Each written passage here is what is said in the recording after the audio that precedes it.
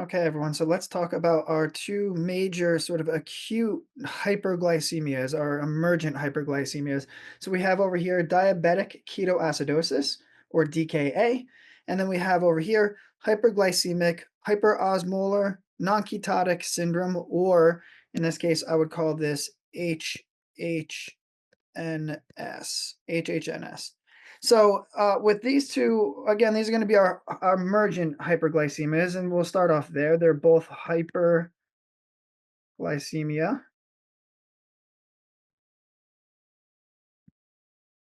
and then over here we have hyperglycemia. Except this tends to be usually higher than DKA. Tends to be higher. We're going to talk about why in a little bit. But moving on, the next thing that I'm going to sort of differentiate between these two is I tend to associate this here with type 1 diabetes. DKA, I tend to associate with type 1 diabetes, where I tend to associate this with type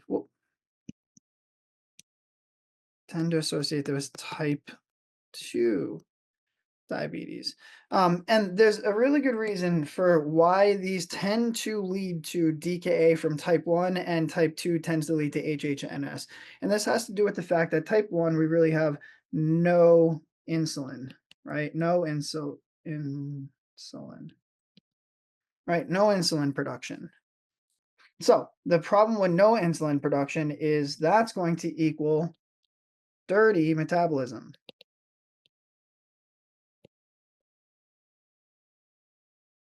Dirty metabolism. And this dirty metabolism is going to equal, we'll put equal comes down here, and that's going to equal ketone productions.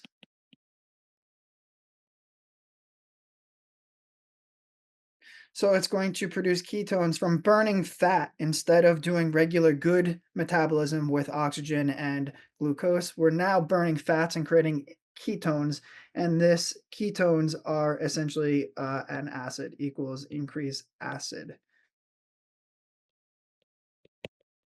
An increase in acid.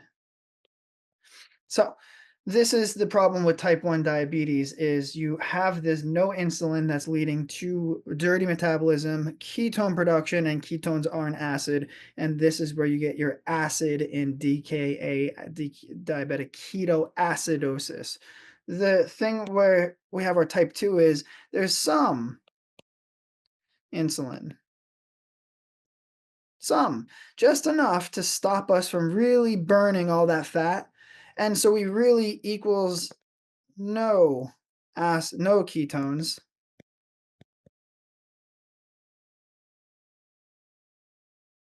no acid. So we're not in a ketotic state. We're not in a sort of state of acidosis with our HHNS. And this is one of those cases where now you're dealing more with the consequences of the hyperglycemia. And we're going to say that in just a second. But the DKA, these patients, not only with the hyperglycemia, but they're really dealing with acidosis, is going to be a lot of the sort of signs and symptoms. And so, from a presentation standpoint, so we got presentation.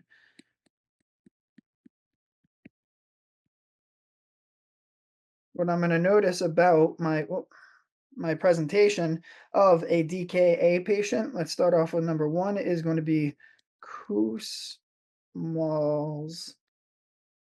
breathing. Kussmaul's breathing. And this is really deep, really fast breathing, right? This is this sort of pattern. Right? They're breathing really fast, really deep because they're trying to blow off CO2. CO2 is kind of helping them decrease the acid. CO2 is sort of an acid in gas form. We can think of it that way. So they're decreasing the acid that they're building up by breathing it off deep and fast, right? So that's one of the sort of big hallmarks of this. Now, number two is the acetone breath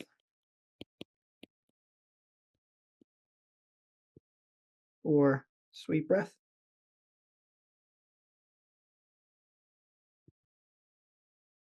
Some people can smell the actual ketones, the sweetness to their breath that they're breathing off.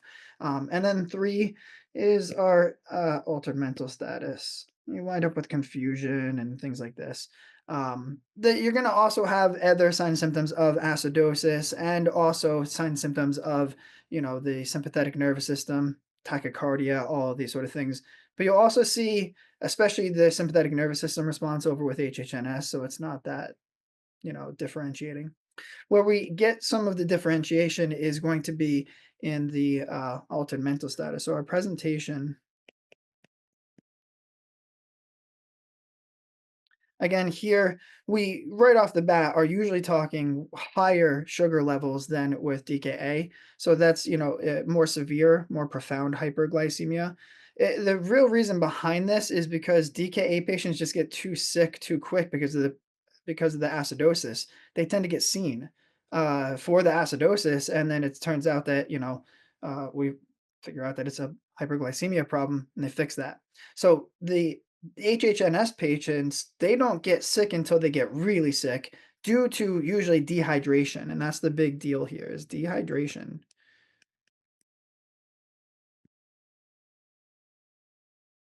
All these sugars in their blood winds up pulling the fluid out of their cells and out of their tissues into the bloodstream, and then they wind up peeing it out. They're urinating a lot, and they wind up in a dehydrated state. And so you see all the signs and symptoms of dehydration and the sympathetic response and all of that. Number two we'll put here is the altered mental status, and we're gonna say that this is often more severe than with our DKA. You tend to see some like confusion, things like this with DKA. You see patients, wind up in a much more altered, unresponsive state with our HHNS. So these are the differences between uh, our two hyperglycemias. In both cases, we need to wind up getting them fluid to wind up trying to get some of this uh, imbalance within their bloodstream, some of the osmolarity problems fixed. With our DKA patients, trying to kind of help them with their breathing, support the breathing especially, and bring them to the hospital. They'll get sort of insulin support where they're going to bring down these sugars slowly. We're not giving insulin in the field. So it's just an overview of our two hyperglycemias.